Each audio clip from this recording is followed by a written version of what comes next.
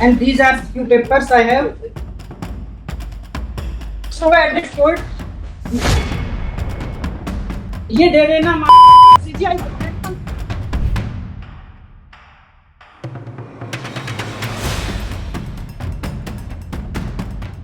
दोस्तों इस वक्त की बहुत बड़ी खबर सामने आई है। सुप्रीम कोर्ट में जज साहब को सरेआम सबके सामने गालियां दी गई हैं, बेहद घटिया शब्द बोले गए हैं और तो और उनके ऊपर कागज भी फेंके गए हैं। ये सब कुछ कोर्टरूम के अंदर हो रहा था। वहीं दूसरी तरफ देश में क्या चल रहा है वो भी आपको जानना चाहिए। गोलियां चल रही हैं, ताबड़तोड़ कई राउंड फायरिंग की खबरें सामने आई हैं।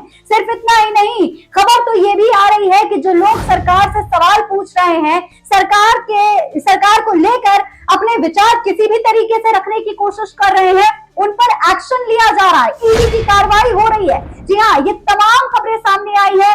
आखिर ये पूरा मामला क्या है, क्या हुआ है कोर्टरूम के अंदर, गोलियां कहां चली हैं और किस पर ईडी का एक्शन हो गया है इस बार, सब कुछ आज के इस वीडियो में विस्तार से मैं आपको बताने वाली हूं, इसलिए वीडियो को अंत तक जरूर देखिएगा।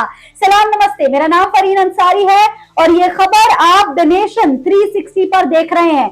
देखिए दोस्तों, सब कुछ आज की इस वीडियो में मैं आपको विस्तार से बताने वाली हूं, लेकिन उससे पहले एक वीडियो मैं आपको दिखाना चाहूंगी। देखिए जरा ये वीडियो आप देखिए। कोर्ट रूम की हालत है ये, हमारे देश के सबसे बड़ा सर्वोच्च न्यायालय, वहां पर यह स्थिति हो चुकी है कि जज साहब तक सुरक्षित नहीं है। जज साहब को गालियां दी जा रही हैं। क्या जनता इस हद तक परेशान हो चुकी है कि जज साहब को भी नहीं बख्शा जा रहा, उनको भी गालियां दी जा रही हैं। देख सकते हैं आप इस वीडियो में, देखिए किस तरीके से एक वकील जो है अपने केस के जो पेपर है वो हाथ में लेकर के इस पूरे मामले पर बोल रहा होता है। सामने जज साहब बैठे होते हैं, तमाम जजेस बैठे हुए हैं।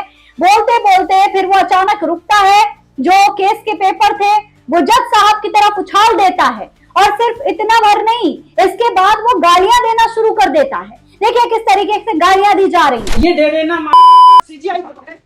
फिर ये सब कुछ होने के बाद सिक्योरिटी गार्ड वहां आते हैं, उस वकील को पकड़ के बाहर घसीटते हुए लेकर चले जाते हैं।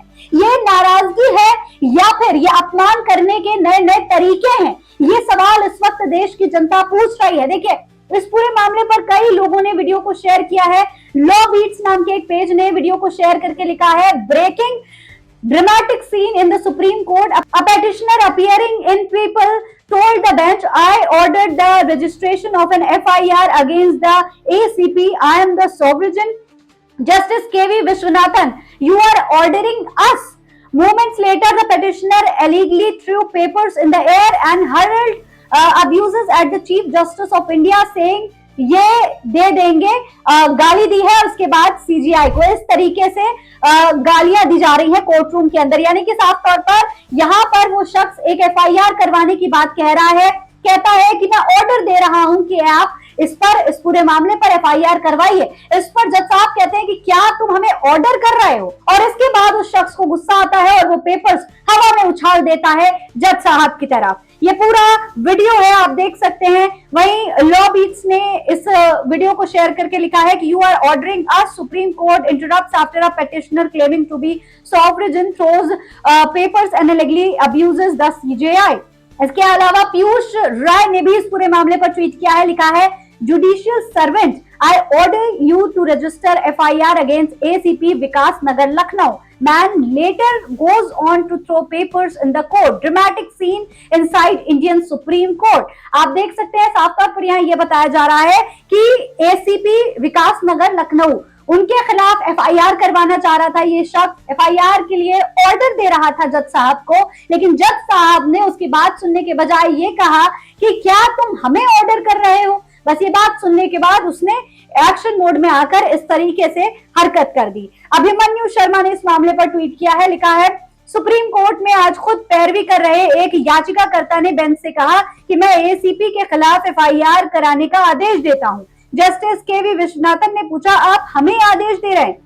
इसके बाद याचिकाकर्ता ने कागज हवा में उछाले और CGI को गालियां दी। वहीं रोहित जैन ने लिखा है, full language alert, this happened in court, pure frustration, system is not for people, system is against people. यानी कि साफ तौर पर ये कहा जा रहा है कि शायद ये जो पूरा सिस्टम है ये जनता के लिए है ही नहीं। जनता फ्रस्ट्रेट हो चुकी है, परेशान हो चुकी है, इसीलिए इस तरीके की हरकतें करने पर मजबूर है।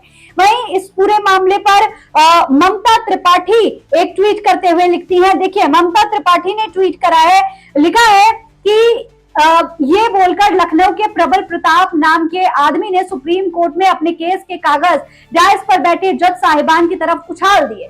सालों साल चलने वाली उबाऊ तारीख पर तारीख वाली व्यवस्था से आम आदमी किस कदर परेशान है वो इस वीडियो में साफ दिखाई दे रहा है। मामला लखनऊ के विकास नगर साइबर सेल का है। वैसे ज्यादातर मामले लखनऊ से ही क्यों होते हैं? डीजीपी यूपी को टैग करते हुए लिखा है कि साहब, कभी ये सोचते हैं आप कि कैसी फोर्स के बॉस हैं? देखिए, इस तरीके से ट्वीट किया गया है। भाई, ये पूरा मामला क्या है, इसके बारे में दैनिक भास्कर ने अपनी रिपोर्ट में बताया है कि सुप्रीम कोर्ट में शुक्रवार को एक वकील ने सुनवाई के दौरान अभद्र व्यवहार किया। इलाहाबाद हाईकोर्ट के फैसले को चुनौती देने वाली याचिका पर सुनवाई के दौरान उन्होंने सीजेआई सूर्यकांत को अपशब्द कहे और फाइल फेंकी। चुनौती देने वाली याचिका की पैरवी यही वकील कर रहा था। सीजेआई इस याचिका की सुनवाई नहीं कर रहे थे। इस मामले की सुनवाई जस्टिस केवी विश्वनाथन और जस्टिस आलोक अराधे की बेंच कर रही थी। याचिकाकर्ता वकील के अभद्र व्यवहार से कोर्ट रूम में कुछ देर के लिए सन्नाटा छा गया। तुरंत ही सिक्योरिटी ने उसे कोर्ट रूम से बाहर निकाल दिया। तो ये पूरा मामला है। हालांकि ये पूरा मामला सामने आने के बाद ही, पूरी घटना होने के बाद, जो जज साहब हैं उन्होंने उस वकील से सहानुभूति जताई है। यानी कि जज साहब को भी एहसास है कि वो शख्स कितना परेशान होगा, कितना फ्रस्ट्रेटेड होगा कि उसने इस तरीके की हरकत की, इस तरीके से जज साहब को अभद्र गालियां दी। देखिए, खबर के मुताबिक सुनवाई शुरू होते ही याचिकाकर्ता वकील ने कहा कि न्यायिक अधिकारी महोदय, मैं आपको आदेश देता हूं कि आप लखनऊ के एसीपी के खिलाफ एफआईआर दर्ज करने का आदेश दें। इस पर जस्टिस केवी विश्वनाथन ने हैरानी जताते हुए पूछा कि आप मुझे आदेश दे रहे हैं? इसके जवाब में याचिकाकर्ता ने कहा कि मेरी तरफ से बस इतना ही, सब कुछ रिकॉर्ड पर है। इसके बाद उसने केस की फाइल हवा में फेंक दी, गाली गलौज करने लगा। हंगामे के बाद जस्टिस केवी विश्वनाथन ने कहा कि वो बहुत परेशान है, ये सब हताशा है, हमें उसके लिए केवल सहानुभूति है, हम उसके खिलाफ कोई कार्रवाई नहीं करना चाहते हैं। जहां तक मामले की बात है, हमें विवादित आदेश में दखल देने का कोई ठोस अधिकार नहीं है। इस वकील के खिलाफ बार एसोसिएशन भी कार्रवाई कर सकता है, ये भी कहा जा रहा है। अब देख सकते हैं आप, जज साहब ने तो सीधे मना कर दिया है कि उन्हें सहानुभूति हो और इस पर कोई कार्रवाई नहीं करना चाहते, लेकिन बार एसोसिएशन इस शख्स पर कार्रवाई करने की बात कह रहा है। दरअसल अगर कोई वकील अपने पेशे के नियमों का पालन नहीं करता है या गलत आचरण करता है तो उसके खिलाफ एडवोकेट्स एक्ट 1961 के तहत कार्रवाई हो सकती है। पहले शुरुआती जांच होगी, उसके बाद अगर जांच में आरोप सही साबित पाए जाते हैं तो उसे बार एसोसिएशन के अनुशासनात्मक समिति के पास भेजा जाएगा। वकील दोषी मिला तो उसे चेतावनी दी जा सकती है, कुछ समय के लिए वकालत करने से रोका भी जा सकता है। गंभीर मामलों में उसका नाम बार एसोसिएशन की सूची से जो है हटाया भी जा सकता है। तो इस तरीके से जनता हताश है, परेशान है और इस तरीके की घटनाएं करने पर मजबूर हो चुकी है, अपना आपा खो चुकी है जनता। ये हालत हो रही है इस वक्त देश की। दूसरी तरफ आप देखिए, ये खबर भी सामने आई है, एक और खबर दिल्ली से सामने आई है। यहाँ पर ताबड़तोड़ फायरिंग चल रही है, मतलब कानून व्यवस्था का कोई नामो निशान नहीं है। देखिए, दिल्ली के मधु विहार इलाके में शिवम बैंक्वेट हॉल की लीज को लेकर हुए विवाद के दौरान 10 राउंड फायरिंग हुई। फायरिंग के दौरान एक गोली एक व्यक्ति के पैर को छूकर निकल गई। इस घटना से इलाके में दहशत फैल गई और मौके पर भारी पुलिस बल तैनात किया गया।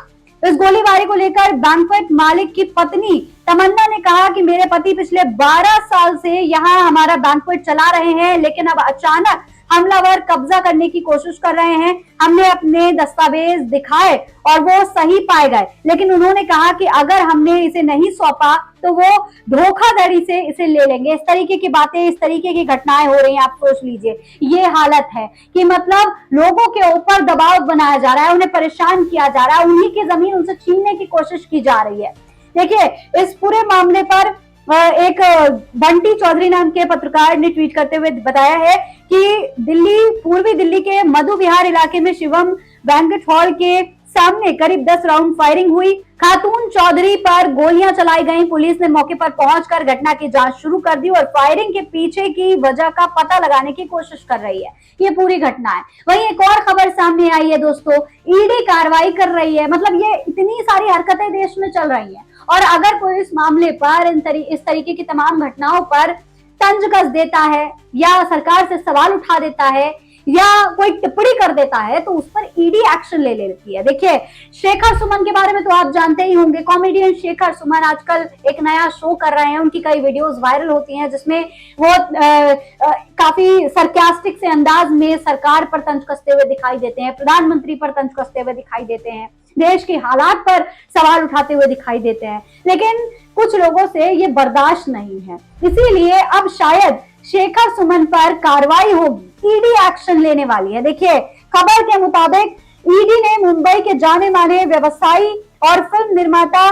धर्मेश संघानी के खिलाफ एक बड़ी कार्रवाई की है। धर्मेश संघानी मशहूर एक्टर और टीवी होस्ट के नाम पर स्थापित शेखर सुमन फिल्म अकादमी के ये संस्थापक हैं।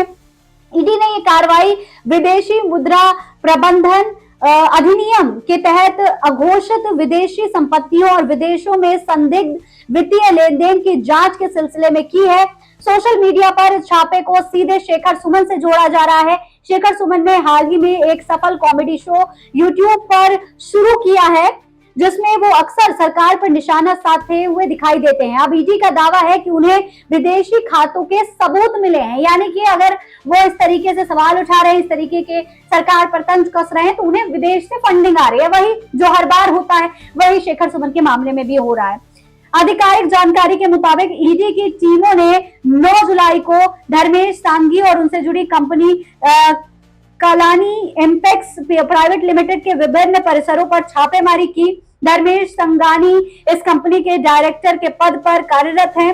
ईडी ने बताया कि ये कार्रवाई अघोषित विदेशी संपत्तियों, विदेशी बैंक खातों और संदिग्ध सीमा पर वित्तीय लेन देन का पता लगाने के बाद की गई है। तो इस तरीके की घटनाएं हो रही हैं दोस्तों। लगातार तमाम खबरें सामने आ रही हैं, देश के हालात आपके सामने हैं। इस पूरे मामले पर आपकी क्या राय है, कमेंट बॉक्स में लिखकर हमें जरूर बताएं। फिलहाल इस खबर में इतना ही। जय हिंद, जय भारत।